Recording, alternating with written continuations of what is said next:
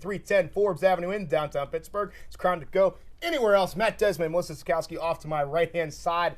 And lady and gentlemen, Super Bowl was last night. Is it just solely Ben Roethlisberger's fault on the loss? He had 2 interceptions in that game. Mendenhall had a fumble as well. Let's start off with you, Melissa. Is it all on Big Ben? It's not all on Big Ben, but I will go back to last week when I said I would rather have Aaron Rodgers as my quarterback, and you two did not like that answer, but guess who's right? I know, I'll enjoy that for a moment. Wow. Pittsburgh looked bad the minute Christina Aguilera messed up the national anthem. It was all downhill from there. While Ben definitely did not play like a quarterback who had been to the Super Bowl before, you would have thought it was the opposite. Aaron Rodgers looked like the pro and the experienced quarterback. But the bigger problem was the defense. They forced no turnovers. They gave up 338 total yards and put no pressure on Aaron Rodgers. They really did not play Steeler defense. I think that was a major problem. ESPN poll today asked who will have more Super Bowls when he retires, Ben or Aaron Rodgers.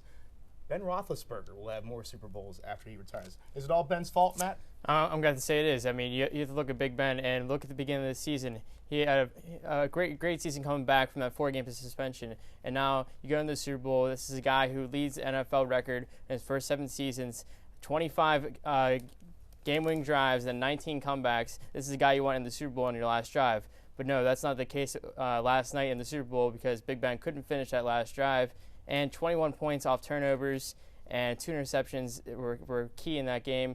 I just don't like Big Ben's performance last night, and he just wasn't performing up to par. When you look at it, though, the 1 interception, pressure caused that when he got hit as he threw. The second one, maybe a little bit poor decision. What about the play calling in this? Heath Miller doesn't have a catch. You know, that last drive there, that 3rd down play when he overshoots Mike Wallace, those two weren't communicating well. The 2nd down play where he just totally overshot him when he had him short there. And the 4th down play, which was horrendous as well. I mean, you got to give a little bit of blame on Arians as well.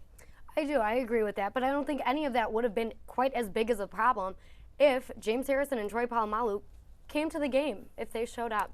Combined, they had 4 tackles and 1 sack.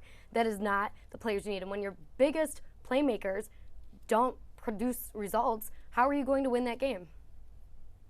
And I think that's the bigger You know, when most people talk about cornerbacks and safeties not being named a lot, that's usually a good thing, but not in Troy's case. I think But you have to say, Matt, there's 10 other players on offense with him. Doug Legersey played a heck of a ball game, I might add. He should be the starting right guard for the Steelers in the future. How are you going to put that all on Ben, though?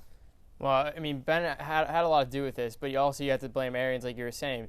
Bruce Arians, if we look at the previous Super Bowl in 2004, they had that trick play. There wasn't any really creativity the Steelers had last night, and maybe they needed some creativity to fool the Packers defense because the Packers defense were really rushing Big Ben and making throws that he did not want to commit. How about some kudos to Mike McCarthy and the gang over there? A very well played game for those Green Bay Packers.